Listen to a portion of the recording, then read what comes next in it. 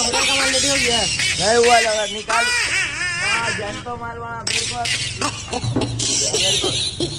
ও ভাই এইটা জ্যান্ত মাল এটা? দেখা যাচ্ছে না মা? ও কি সরি মরা সরি, লাগছে তোমাকে?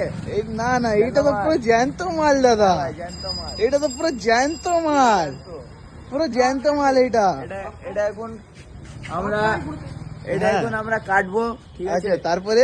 এটা হোটেলে যাবে। হ্যাঁ তারপরে হোটেলে যাবে, মানুষরা খাবে।